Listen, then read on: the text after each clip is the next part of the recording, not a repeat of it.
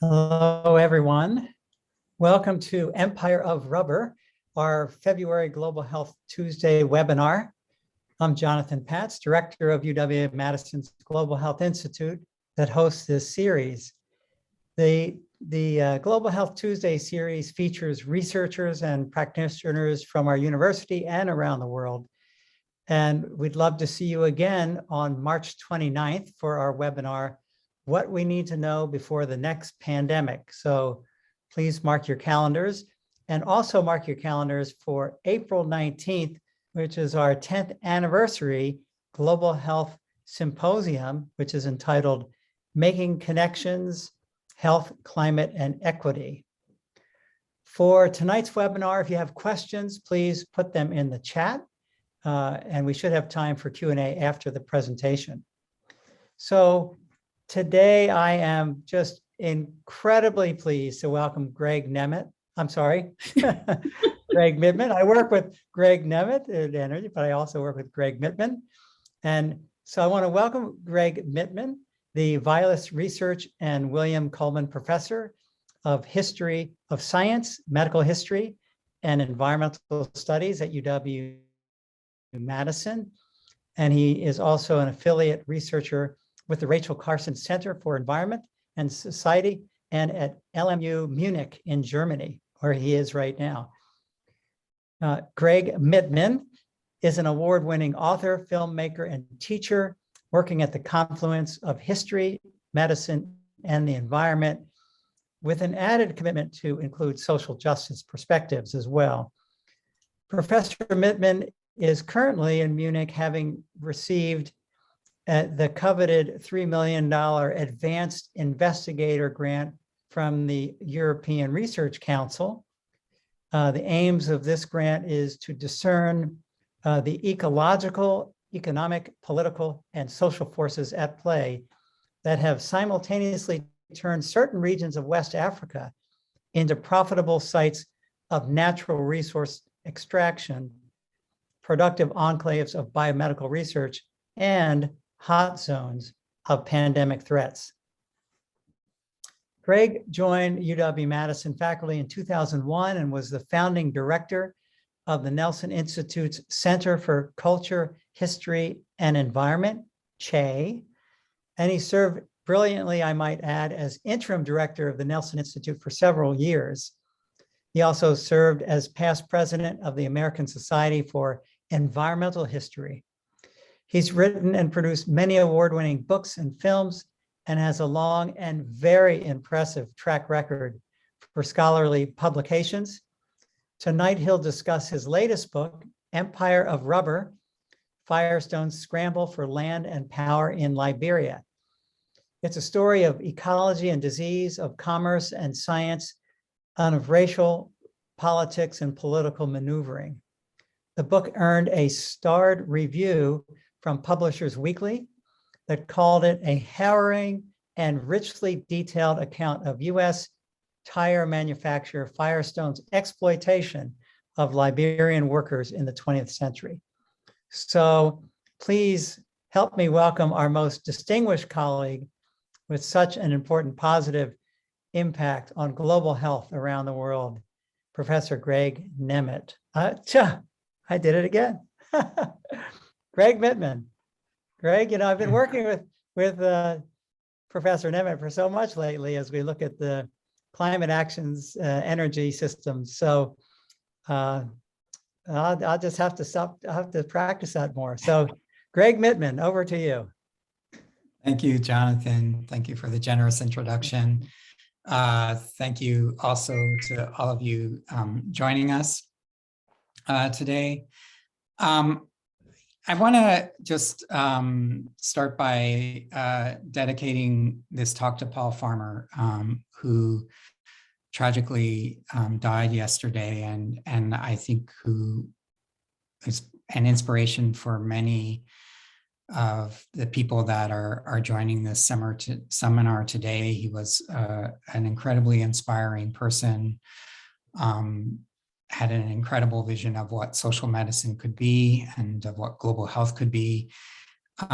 He was also very generous in helping me launch this book, and himself had written about Firestone in his last book, Fever, Feuds, and Diamonds, and some of the impacts of structural violence in West Africa and how the Ebola outbreak unfolded. And he will be deeply missed. I didn't set out to write a book about Firestone. Almost 2 decades ago, I was asked to serve as a scholar consultant on a film that was to be made on the roots of international conservation and colonialism. And the focus of that film was to be on a man by the name of Harold Coolidge, who was a wealthy Bostonian and Harvard primatologist. And Coolidge had been on 3 expeditions, one of which was a 1926 Harvard expedition to Liberia. And I'm going to start by sharing you a brief clip from the surviving footage we have of that expedition.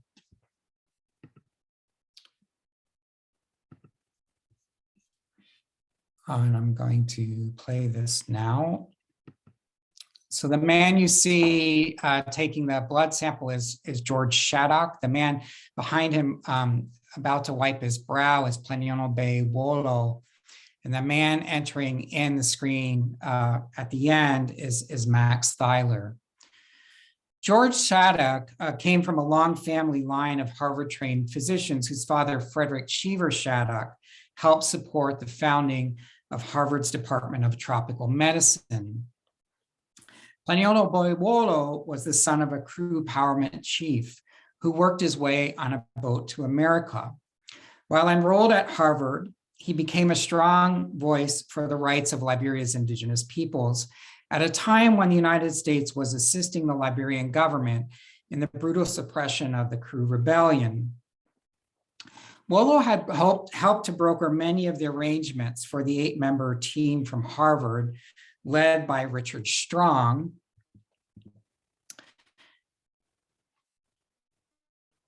But Wolo would largely be erased from the official expedition record.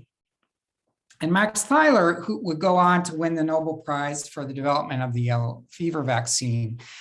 Strong is seated in the front row, third from the left. Thyler is in the back row, second from the left. This 8-member team undertook a complete biological and medical survey of Liberia at the very moment in which Firestone Tire and Rubber Company was trying to bring closure to a deal with the Liberian government for a lease for up to 1 million acres of land to grow a source of rubber free from British control. And in 2012, through a chance meeting with Emmanuel Yapawolo Yuri, a Liberian graduate student at the University of Wisconsin, we began retracing the expedition in Liberia to try and understand the meaning and impact of Firestone and American science and medicine on people's lives and livelihoods in Liberia, which led to the writing of this book. And this is Emmanuel in the orange shirt, showing footage from this 1926 expedition to his father, who was at the time 16 years of age when the expedition passed nearby his village.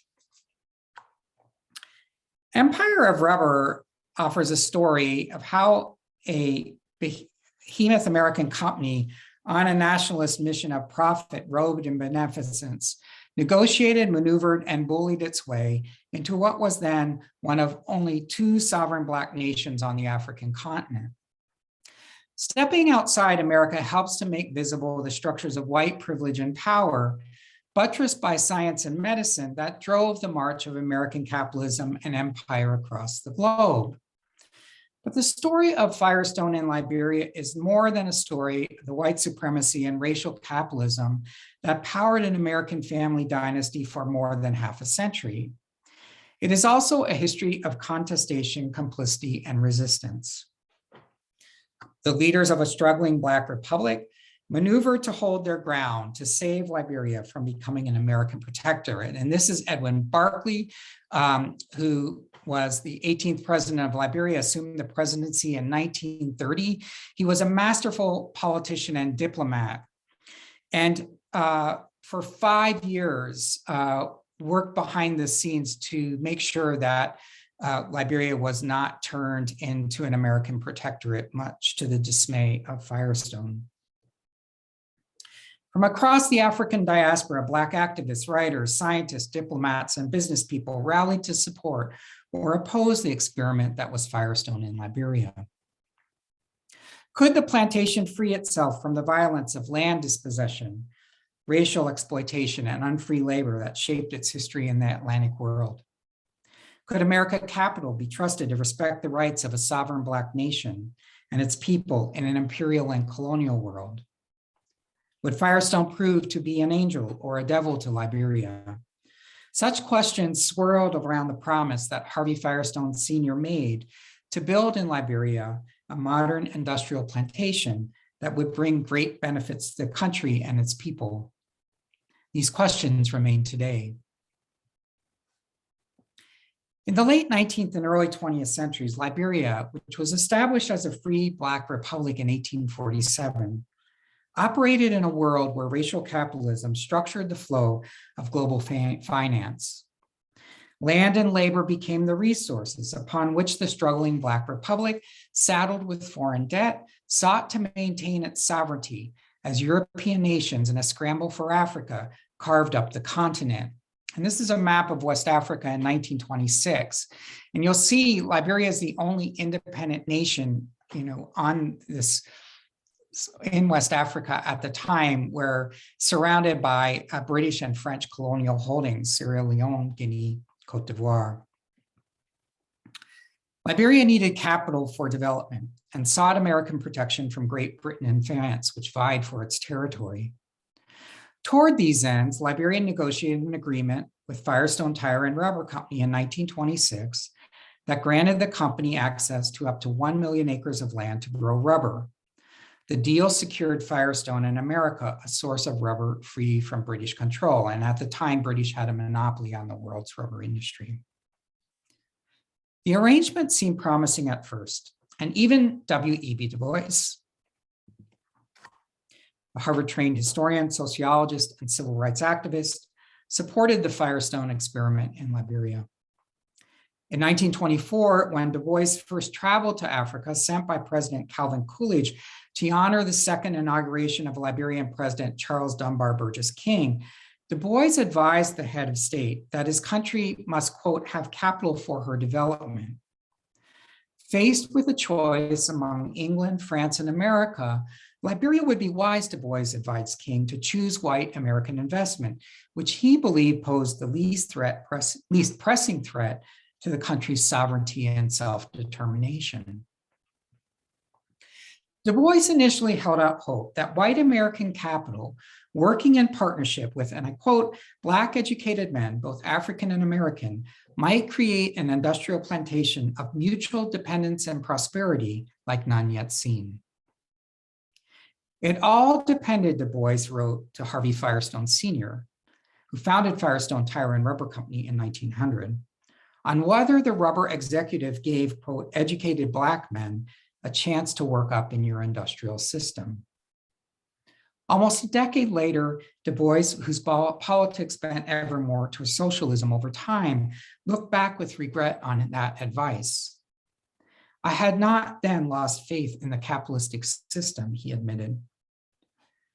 Firestone sold itself on a promise of benevolence to Liberia, but life and work on the plantations was highly segregated by race and remained so throughout Du Bois's lifetime, which prompted him to become one of Firestone's most outspoken critics. Firestone relied not on Black expertise, as Du Bois hoped, but to the places and people of white privilege and power that helped to build a Jim Crow enclave in a sovereign Black republic. This is a picture taken in 1929 at Thomas Edison's 82nd birthday party. And these are the American captains of industry at the time. On the left is Herbert Hoover, who had just assumed the presidency of the United States. Next to him is Henry Ford. Next to him is Thomas Edison and Harvey Firestone Sr. On the very right. And Harvey Firestone Sr. was very much a mover and shaker in the Republican Party in the 1920s and used that position to try and secure a stronghold over Liberia. World War II proved a boon to the Firestone Tire and Rubber Company, as its rubber plantations in Liberia took on strategic importance in a world at war. This is a 1937 aerial view of the plantations. When in December of 1941, the Japanese military bombed Pearl Harbor and began its sweep across the Malay Peninsula, the United States' worst fears were realized. In a matter of weeks, a region that supplied 90% of the world's natural rubber supply had fallen to the Axis powers. Suddenly, Liberia, one of the remaining strongholds of Allied natural rubber production, took on outsized importance compared to the 43,000 square miles it occupied on a vast continent of nearly 12 million square miles. This is Franklin Delano Roosevelt with President Edwin Barclay in 1943 in Liberia. It was the first time a sitting US president had stepped foot on African soil. Wartime demands for rubber helped to lock in place a set of relationships between Liberia and the United States, between white managers and Black laborers, and between humans and the natural environment in this small West African nation that had emerged as a pivotal place in the wartime global economy. The intimate relations forged on the plantations among people, trees, parasites, chemicals, and machines brought benefits and burdens that differentially affected lives in ways that reveal the racial logics and values of Firestone's corporate culture. Roughly 3 of every $4 made in Liberia found its way to Firestone's parent company in the United States, which amounted to close to $500 million in profits between 1944 and 1971. At their peak in the late 1940s, the Firestone plantations employed approximately 30,000 Liberians, the majority of whom were tappers, earning 18 cents per day, supervised by roughly 125 white managers. The racial geography is visible on the 200 square mile enclave and embedded in the structure and management of the plantation workforce were greatly shaped by the racial attitudes of an American company and town. Akron, the center of American rubber manufacturing, was home to one of the largest centers of the Ku Klux Klan north of the Mason-Dixon line. On the Firestone plantations in Liberia, housing and healthcare for white management, this is white management housing, and Black laborers was segregated. Medical surveillance of and drug testing on workers' bodies was routine.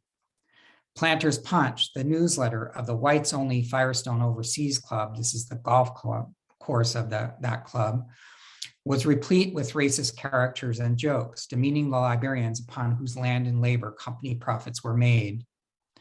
Such conditions reinforced the impression of African-American diplomat Edward Dudley in 1951 that Firestone was, quote, transferring US Jim Crow policies to Liberia. Millions of Hevea brasiliensis trees, cloned via bud grafting from a couple dozen high-performing wind-resistant individuals, had come to maturity in the war years. These engineered clones yielded more than triple the amount of latex harvested from trees planted in the earliest years of Firestone's operations in Liberia. The health of those clones and of the human workforce hired to plant, tend, and harvest the valuable latex posed some of the greatest challenges to Firestone's grand experiment in industrial engineering. The company's investment could be easily wiped out by a fungal blight, a black thread, or brown root rot sweeping through the stands of genetically identical trees. On the divisions where thousands of laborers and their family lived in close-knit quarters, and where tappers assembled by the hundreds each day, conditions were ripe for widespread viral infections. An outbreak of smallpox or measles could decimate the company's labor force, already in short supply. Firestone made significant investments in its medical services and supported biomedical research to keep pathogens at bay. Fungi and viruses or protozoa and flatworms could sap the productivity of plants and people and consume the income of a Firestone subsidiary that in the 1950s accounted for 10% of the company's total net income, yielding gross profits that could average 150% over cost. Its Harbell Plantation Hospital, located at Dewside, grew from 60 beds in 1940 to 167 beds in 1959. The white two-story building had the best diagnostic equipment and laboratory services in the country, and a surgical ward with a modern operating room. A maternity clinic adjacent to the hospital had capacity for 66 women, at each division being tapped, a small clinic and dispensary. Staffed by a dresser, treated minor injuries and illnesses. The company established a formal nurse training program in 1946 and a course of study for laboratory technicians in 1950. 9 foreign doctors oversaw a medical staff of nearly 200 Liberian nurses, sanitarians, and laboratory technicians by the late 1950s. Between 1940 and 1960, Firestone's medical services at the Harbell plantations and its much smaller counterpart at Kavala grew from roughly 300,000 patient visits per year to 500,000. For some workers, the free medical care that Firestone provided employees was a benefit that outweighed trifling wages. If you or your child was sick, you took them to the Firestone Hospital for free treatment, remembered Siawage, who bore 10 children on the plantation. So the little money we were making was big in our eyes because Firestone was taking care of us and our children, even during illness, she told me. In a country where maternal mortality rates still rank among the highest in the world, access to Firestone's maternity services could be a real draw. Throughout its history, the Firestone Plantations Company promoted its investment in medical care and research to advertise its goodwill and humanitarian intentions toward Liberia. Safeguarding the health of its workers was, the company proclaimed, both an economic necessity and a moral obligation. In a series of promotional films made and distributed in the immediate post-war years, the company brashly credited the, quote, industrial statesmanship of Harvey Firestone founder and Harvey Firestone Jr. for much of Liberia's progress in medicine and public health. Behind the company's slick advertising campaign was a darker reality. Healthcare, like much of life on the Firestone plantations, was deeply segregated. Black patients, except when in need of surgery, were confined to the Firestone's hospital ground floor ward. Thus, when the Honorable Harold Fredericks, Liberia's Consul General to Great Britain, was injured in a severe car accident in December 1941, the highly respectable citizen and responsible Liberian official found himself denied treatment in a much better upstairs section of the hospital. Monrovia's African nationalist newspaper wondered, and I quote, what kind of democracy the United States is fighting for when in our own country, segregation is being practiced against our leaders. But the existence of a color bar in Firestone's Harbell Hospital merely scratched the surface of how the company differentially treated and valued Black and white workers on its plantations. The study and treatment of malaria reinforced an exploitative and segregated system of healthcare. Malaria, observed Firestone physician Justice Rice, presented 2 major problems for the company. Its prevalence among Liberia's population lowered the general efficiency of labor, in Rice's words, and raised an urgent need for, in his words, protection of the white population. Rice, a young American doctor eager to make money and a name for himself, saw people living on the Firestone concessions as reservoirs of tropical disease. The plantation was an ideal laboratory for experimental biomedical research. Employees are under our control, Rice noted, and are usually housed in camps sufficiently isolated from each other and from native villages to make possible the comparison of treated and control groups. In 1929, he had tested an experimental yellow fever vaccine on 3 Firestone workers during an outbreak in Monrovia. The next year, Rice, along with Marshall Barber, a malariologist from the International Health Division of the Rockefeller Foundation, and James Newman of Nigeria's health department embarked on a much larger clinical drug trial aimed at reducing malaria transmission on the plantations. Rice and his colleagues looked with keen interest upon the anti-malaria drug plasmoquine, recently developed by the German firm IG Farben Industry. First tried on the industrial plantations of the United Fruit Company, among military troops stationed in British India, and in other settings throughout the tropics, it was known to be toxic or fatal in high doses. It had shown preliminary promise in disrupting the life cycle of the parasite that causes malaria. In the case of Plasmodium falciparum, an especially deadly species of the parasite endemic to Liberia, the drug showed effectiveness in attacking gametocytes, the reproductive cells of the parasitic protozoa found in an infected person's blood. Gametocytes were critical in the transmission of the parasite from humans to mosquitoes, where a critical step in the parasite's life cycle occurs. Humans that harbored high concentrations of gametocytes but showed no symptoms of the disease were hidden carriers of malaria. A mosquito that gorged on their blood and then later bit another person could transmit the disease to Firestone workers, including white personnel. Hey, Greg? Yeah. Can I just interrupt for a second? Someone just texted in, are your slides supposed to be advancing? We're still seeing. No, they're Okay. not. Just want to double check. Okay, good. Yep. No problem. Thanks. Okay. Plasmoquine, by knocking back gametocytes, could potentially break the cycles of transmission, but the drug offered little therapeutic effectiveness to infected individuals. To test the drug's effectiveness, Rice and his colleagues first drew blood from more than 500 Firestone laborers and their families to determine the incidence of malaria on the plantation complex.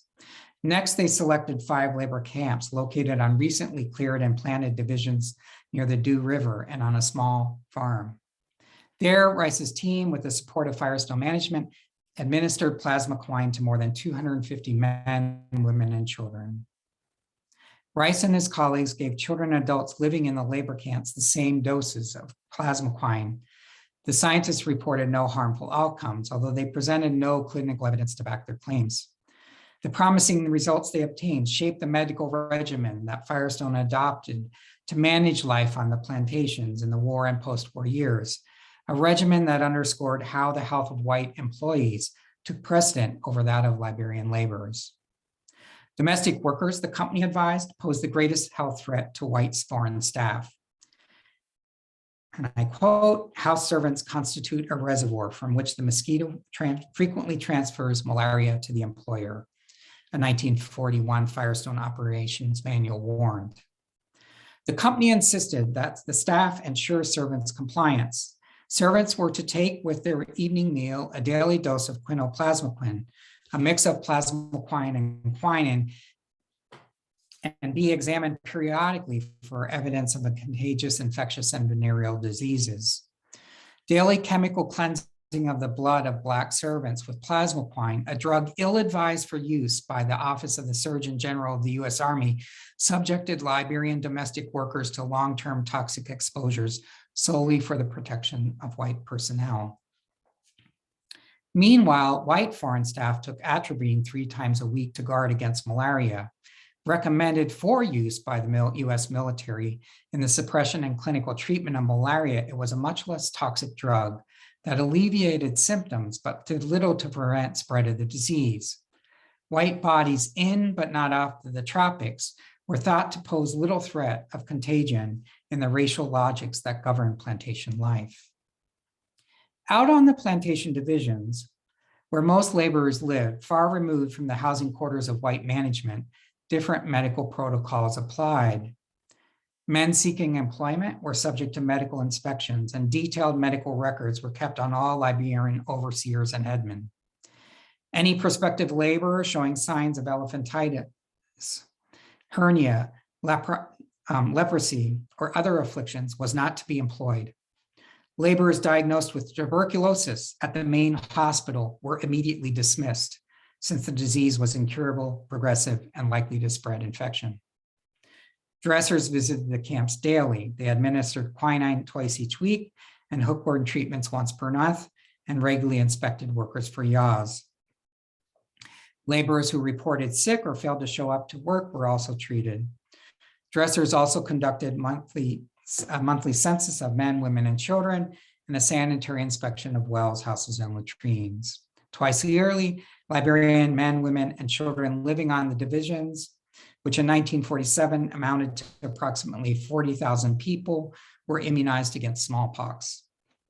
Also, every 3 months, one planner observed, the doctor comes out and gives the boys injections to clear up their blood, although what drugs were involved and for what reasons is unknown.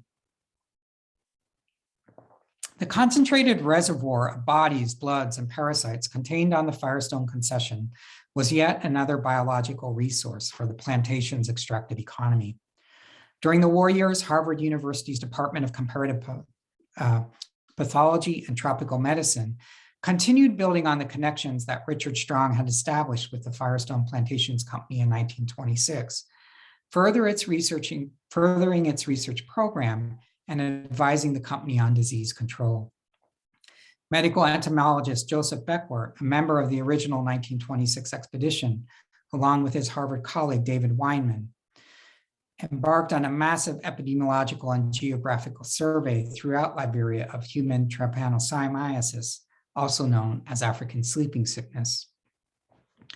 Sleeping sickness, like malaria, comprised the efficiency of labor, and with it, potential to spread on the plantation, posed a serious risk to Firestone's labor force.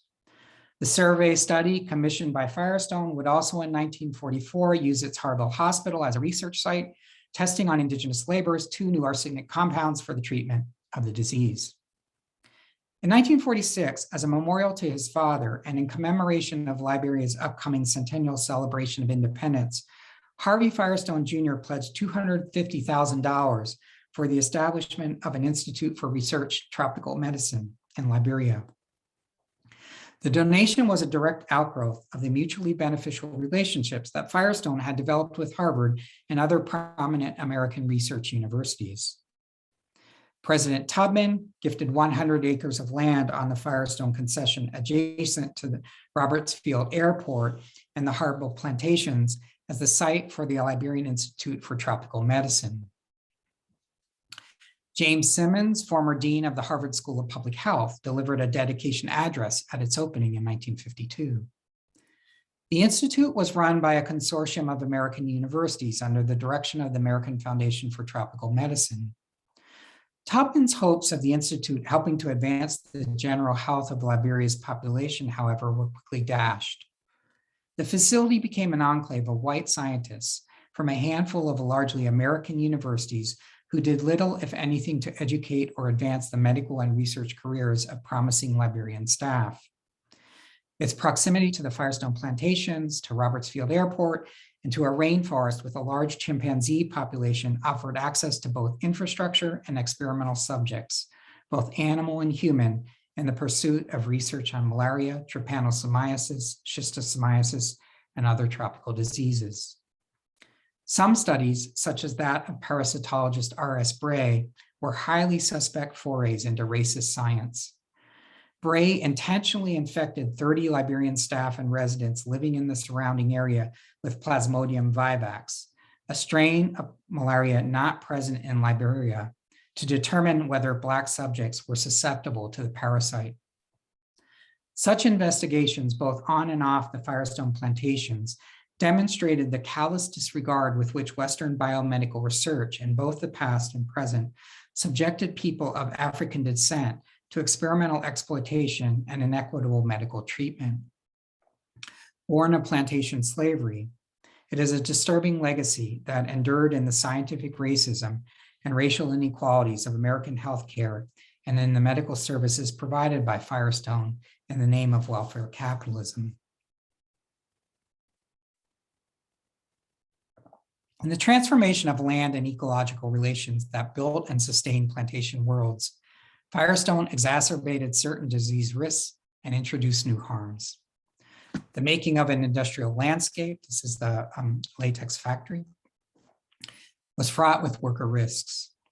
Such occupational hazards, however, pose much less of a concern to the company than did tropical parasites that were a threat to the health of its white staff and to the productive efficiency of labor.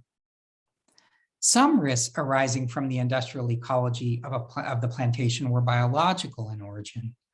The clearing of land, the recruitment of human labor, and the destruction of flora and fauna opened up possibilities for opportunistic insects, along with parasites they carried to thrive. The human-loving black fly, Simulum jahensa, was one. The waterways critical to the plantation's infrastructure, along with windbreaks and shade furnished by the monoculture rubber forests, offered an ideal habitat for the biting black fly. Most active in the morning, when tappers were at work, Simulum jahensa found an abundance of human meals on the plantation.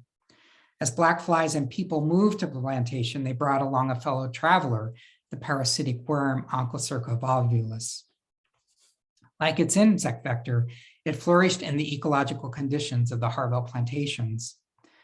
Transmitted to its human host via the bite of the black fly, the parasite is one of the leading causes of blindness in sub-Saharan Africa and other parts of the tropical world.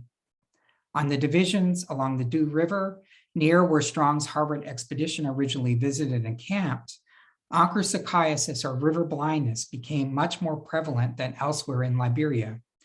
60 years after the first divisions were cleared, the prevalence of onchocerca infection among male laborers living near the Dew River averaged 80%. Chemicals that proliferated throughout the plantation complex were another health risk. Chemicals like ammonia were vital to the operation of the plantation. Ammonia, a constant companion in the life of the tapper, was critical to keeping latex in a liquid state. Yet tappers used the chemical without gloves or protective eye gear. It saturated the pores of tappers' hands, deadened fingertips, and destroyed nails. Once they filled your ammonia bottle, one tapper recalled, you had to close it quickly or it may waste on you and burn your skin. Some went blind when the corrosive and caustic chemical got into their eyes. When it flashed in your eye, it spoiled it, they said to me. If it is all two of your eyes, it will spoil it. Many other hazardous chemicals came onto the Firestone plantations in the post-war years. The Second World War had spawned an abundance of new chemical compounds. With them came grand schemes for large-scale industrial agriculture, green revolutions, and feeding a hungry world. Laborers sprayed 2,4,5-T on old rubber trees. Then tractors cleared the dead, defoliated vegetation away to make room for new plantings of rubber seedlings. The herbicide had other beneficial effects. It leached into the soil and killed fungi responsible for root rot, a major disease that threatened the health and productivity of Firestone's rubber trees. But the herbicide contained small amounts of a highly toxic environmental pollutant, dioxin. Scientists paid no attention to the chemical's possible health effects on workers or on communities living downstream from the Harvell plantations along the Dew and Farmington rivers. The fight against black thread, a parasitic fungus that inflicted great damage to the bark of rubber trees, also brought an influx of new chemical compounds onto the plantations. The fungus flourishes best during the rainy season. Its mycelia form vertical black threads on a rubber tree's tapping panel, coalescing into patches of dark lesions that, if severe, permanently mark that bark region as untappable. Because black thread proved particularly destructive to Firestone's prized clone, it seriously threatened company profits. The threat prompted extensive research into chemical control. By the late 1960s, a new toxic brew of herbicide 2,4-D, which stimulated latex production, and the fungicide Captifol, which killed the threaded black thread disease, was in widespread use throughout the plantations. Tappers smeared that mixture onto the tapping panel by hand. Captifol, which would later be banned for use in the United States because of its carcinogenic effects, also dripped into the collecting cup that tappers wiped clean with their fingers each day. Little was natural about the production of natural rubber in the post-war years. Firestone laborers lived and worked in a plantation world teeming with biological, chemical, and physical risks. During the war years, lawsuits against the company brought by Liberian workers injured on the job or by surviving families who had lost a loved one in an industrial accident became more common. The family of Solomon Brooklyn Jr. filed a claim in September 1946, asking for $5,000 in damages after an injury to the worker's foot put him in the Firestone hospital, where he died of tetanus. The family's attorney accused Firestone physician, Dr. K.H. Franz, of, quote, gross negligence and experimentalization of human lives. Foreign physicians like Franz, and I quote, in search of tropical medical knowledge and experience unobtainable in the Americas or Europe, the Liberian lawyer argued, resort to unwholesome medical experiments on their African patients. In also only loosely suturing the wound and failing to give Brooklyn preventative treatment for tetanus at the time of his admission, Franz had displayed, quote, intentional inhumane treatment toward an employee of the Firestone Plantations Company, the attorney claimed. In response to increased pressure by the Liberian government, Firestone had put a working compensation policy in place the same year Brooklyn died. But its death benefit came nowhere close to the damage that Brooklyn's family sought. A worker's family was entitled to an amount that equaled 1,400 times that of his day's wages. If Brooklyn had been a tapper, Firestone would have paid out $252, $3,400 in today's equivalent, provided the cause of death was not worker negligence. Had Brooklyn lived but lost use of his foot, he would have received $126. A hand was worth 700 times more than a worker's wages, an eye 640 times. Partial loss of a tapper's sight was valued at no less than $28 and no more than $86.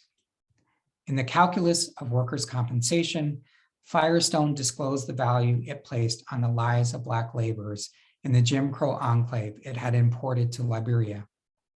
It was a valuation founded upon structures of racial capitalism, rooted in the violent and bloody soil of plantation slavery. Firestone touted its Liberian plantations as an exemplar of modern industry and progress, buttressed by the transformative power and humanitarian benefits of American science and medicine. But in its segregated and unequal treatment of white and Black workers, support of racist science and medicine, and extraction and export of wealth amassed from confiscated lands, Firestone shared more in common with past plantation worlds than it stood apart from them. Thank you.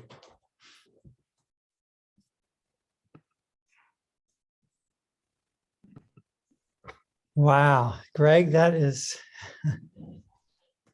very revealing and depressing. How so much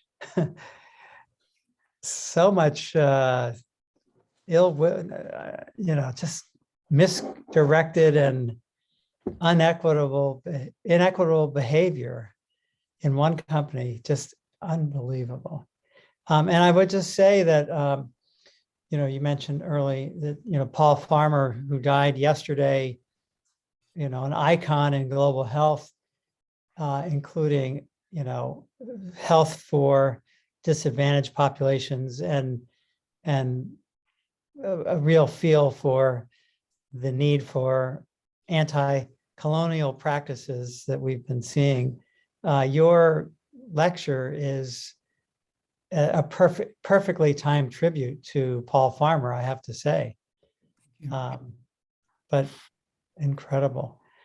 So, and depressing, really revealing an important knowledge that we need to understand so we don't do this anymore. So if you have questions, please go ahead and put your questions into the chat and we will get started.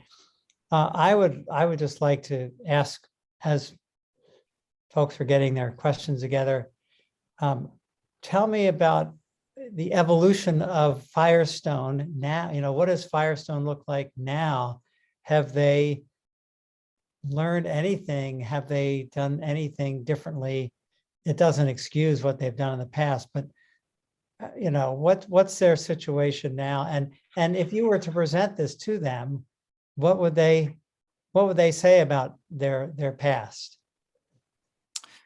So, in 1988, Firestone was sold to Bridgestone. So it's actually a Japanese company now. It's Bridgestone Firestone. The plantations are still in operation today. They, when I visited the plantations, they did not agree with me that it was an extractive industry. They said, they've been there 100 years. They've planted 3 generations of rubber trees.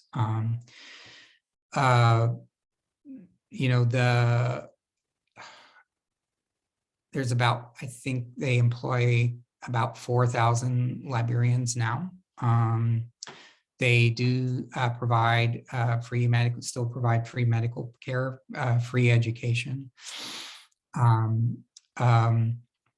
And, they have always, since day one, going back to the 1920s, really promoted their medical humanitarianism. So if you go to the, their website today,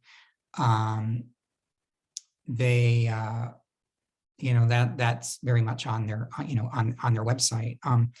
And, as I said, when I interviewed Firestone workers, and particularly women, women said they went to work at the plantations, and we don't know quite when that was. One of the challenges of this project was that Firestone had or they still have it, but a very large archive at the University of Akron, but never allowed anyone access to that archive. And so, and it's since been removed from the University of Akron. So I had to really piece this story together from many, many different parts. But I interviewed, as I said, I interviewed many Firestone workers and women who I think came to work on the plantations around the 1960s. They said they came to work for Firestone because of access to healthcare, not because of wages, and particularly because of concerns about childbirth. And that's what drove them there. So, so on the one hand, there's that kind of beneficial side of things. But on the other hand, there's this deeper problematic history, of racially segregated healthcare, of not really focusing on primary care, right? They were really only concerned with diseases that have reduced worker efficiency.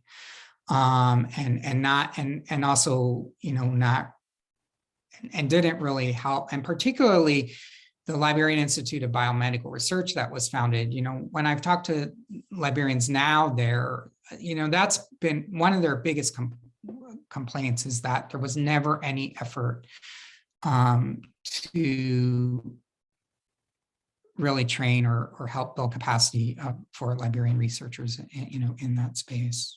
Mm-hmm. Right, you see we have a question from Matthew Lambert. Well,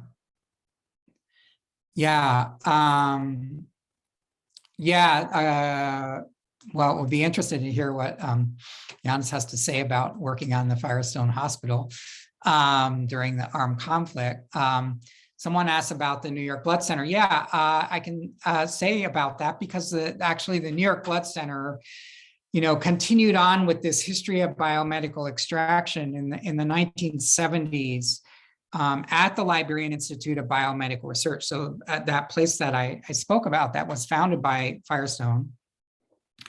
In the early 1970s, it was taken over by the Liberian government, and the New York Blood Center brokered a deal with the Liberian government to start a laboratory there called ViLab to do work on hepatitis B research and vaccine development. And they established the second largest experimental chimp colony in the world.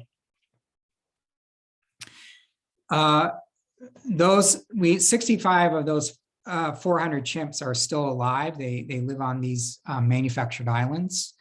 Some of these Liberian caretakers have been with them over 30 years, taking care of them. And they similarly complain that, they were never allowed educational advancement. So the Liberian staff and caretakers were really never given any educational opportunities. And a blood cleaning reagent that was developed out of that research. There was a recent lawsuit. The former director, who's now dead, Alfred Prince, claimed that $500 million had been made off that blood cleaning reagent, and the Liberian government never saw any royalties off of that. So it gives you a sense of that continuing extraction. A question about child labor. Yes, so there was a lawsuit against child labor in 2005. The case was actually dismissed in 2011. But one of the things that we know in terms of Firestone used a quota system. In the 1940s, tappers were responsible for tapping 300 trees per day. That increased over the decades. And when I talked to people that worked the plantations in the 50s and 60s, they talked about, if you were a slow tapper, in order to get your full wage, you had to recruit family members and particularly, wives to help with that. They weren't paid, but they would help the tapper make the quota so that they would get their full wage. So you could see how that kind of labor system could easily lead to, child labor issues in that context. Even into the early 1960s, when Firestone set up the agreement with the Liberian government, they set up a quota system where different districts in Liberia had to send a certain number of workers to work the plantations each year. Some of those laborers came voluntarily. Other laborers came by force. There was a kickback scheme in which Firestone paid chiefs a certain amount for sending men to work the plantations. And so that was also a system open to abuse. So I've talked to, a number of workers who said that their fathers were brought to the plantations against their will. So I have another question while we're waiting for more to roll in. And of course, Dr. Yannis Dupesis, who worked in that hospital during the Civil War there, he may want to comment, put a question in. But let me just ask you, considering this company has these are their employees that, a company would want to take care of their employees for their own profit. And of course, they, that was one thing that they needed to do. And yet at the same time, they're experimenting and there's complete, equitable differences in their treatment. Was there any, compared to other situations, did you, how does this treatment of employees compare to other big companies at the same time in Africa? Is this worse than, for the times? It's unconscionable, but I'm just wondering about, putting this in historical perspective and. Yeah.